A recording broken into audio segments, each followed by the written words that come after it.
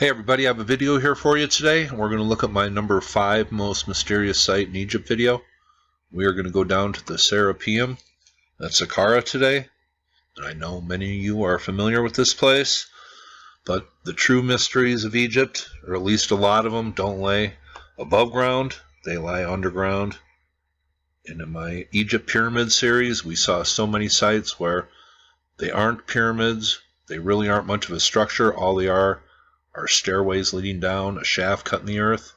Well, this place appears to be one of these places that comes from that same period of history, the builder gods, somebody who existed here before the dynastic Egyptians. Huge, massive, unexplainable sarcophagus, and this is one of the best examples.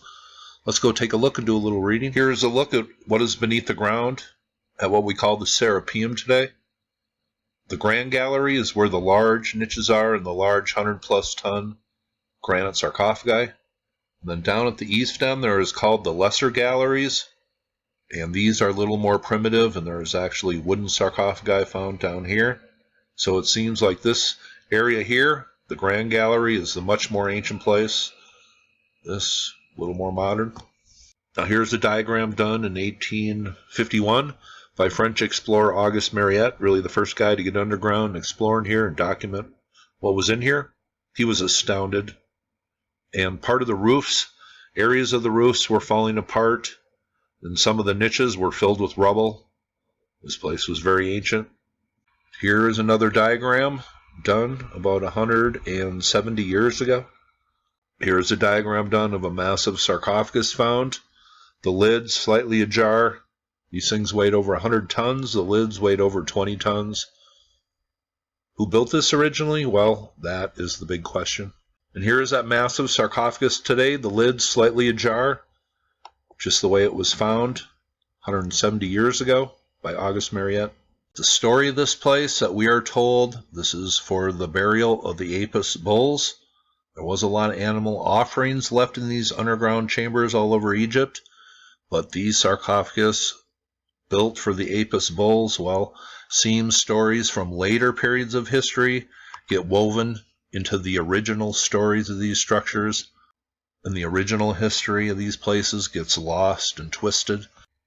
But I will leave this link below. It's from soulguidance.com, but it says the Egyptians had not the means to fashion huge granite coffers to the precision that the coffers in the Grand Gallery have. They also would not move around a 100-ton granite block from a quarry 1,000 kilometers away on wooden rollers in the sand. How do they move them? Not to mention to lower it into tunnels and maneuver it around into a small niche where there is sometimes not even enough space between the wall and the coffer for a man to stand. Just to bury a bull in it? Why make a lid that weighs 20 tons? As we have seen, they buried their embalmed bulls in wooden coffins in the smaller tunnels. Much, much easier. The granite coffers are also way oversized for a bull. Cutting, shaping, grinding, and polishing a granite coffer is time-consuming and expensive. If you make a sarcophagus, you make it to just fit the mummy in. Any extra space is just wasted. You also don't polish the inside of the coffer to a brilliant, smooth finish. Even the pharaohs were never buried in something that big. Now here is the dimensions of the sarcophagus. And here is what a bull, the features of a bull are compared to the sarcophagus. 3.85 meters long, 2.32 meters tall, and almost a meter tall, the lid. But would they have used some of the hardest rock around to make these impressive sarcophagus, shine them up, and then put a bull's body in them? I don't think so. I think that comes from a later period of history. These people were astronomers, and some of them wanted to be progressive.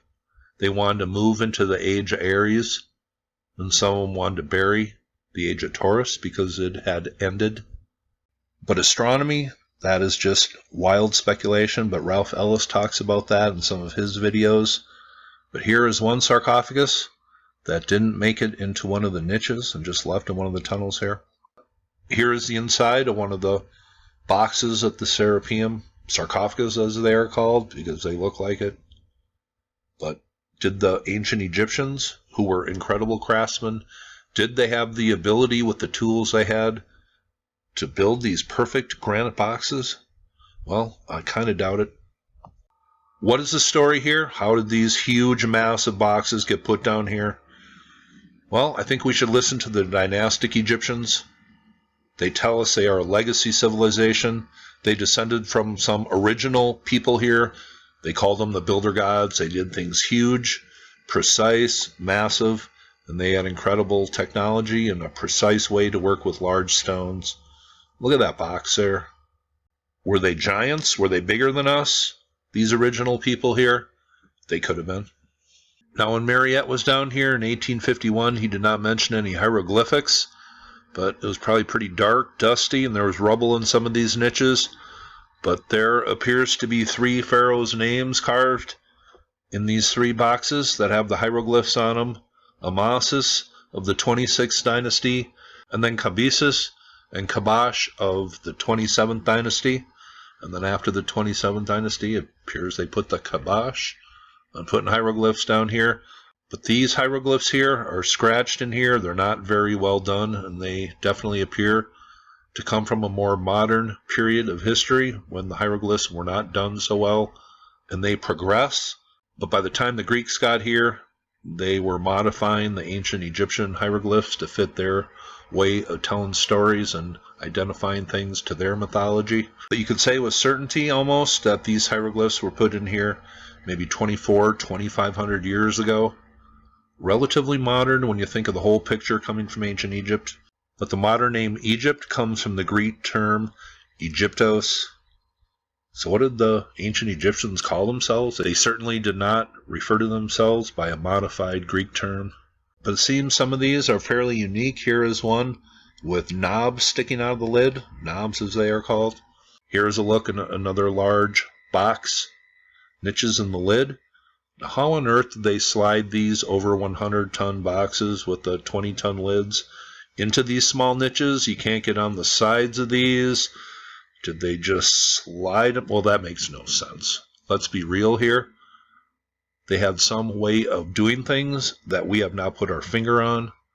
Did they have some sort of anti-gravity method? I guess I cannot rule it out. Here it says, near the entrance of the Grand Gallery, where the stelas were placed and now removed. Or why were stelas placed here?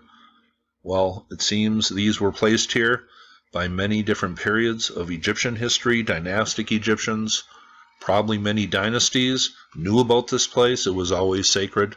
That's why they erected stelas here, to associate their dynasty with this very ancient sacred place.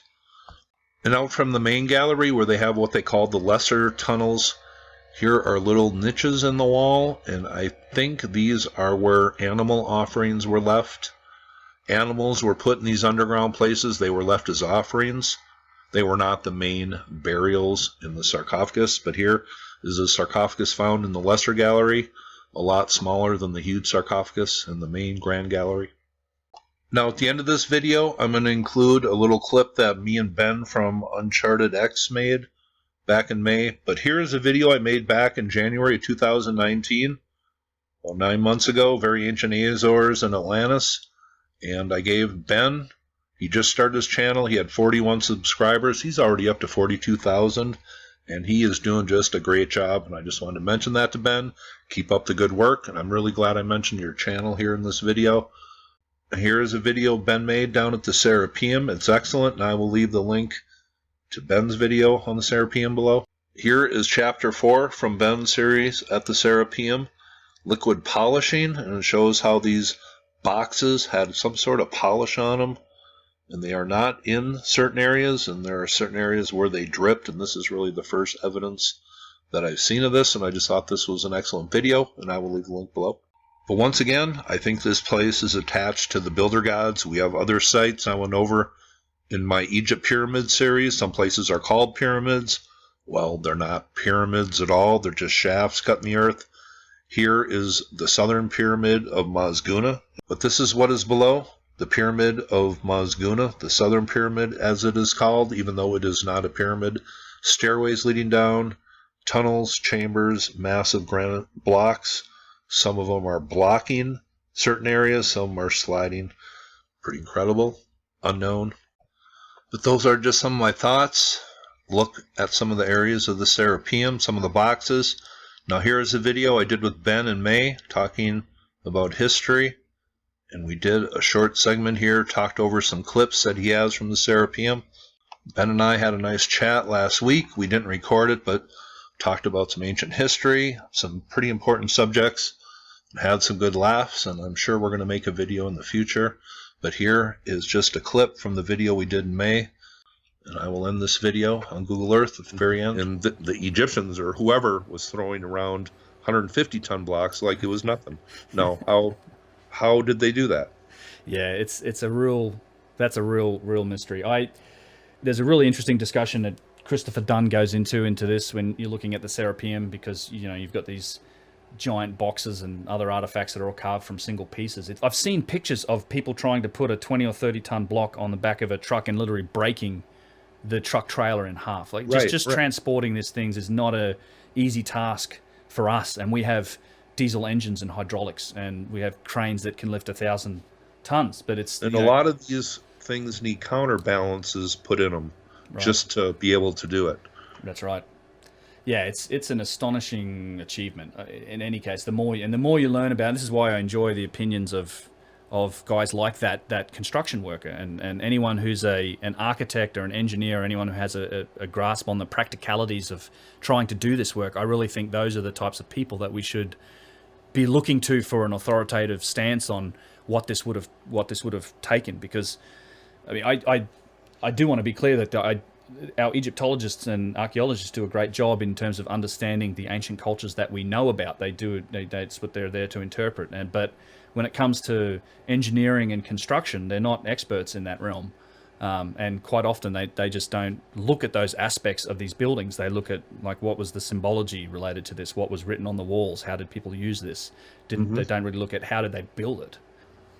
I think somebody went down a whole different path than what we went down as far as technology and machinery. I think they were more into knowledge and some aspect that we just don't think of today because we need to burn energy and I describe it as they had a mastery over natural materials that is unsurpassed. And I look at how we do technology today. So we think if we were to build something like a skyscraper, we manufacture precision materials. We look for lightweight, easy to use steel composite materials.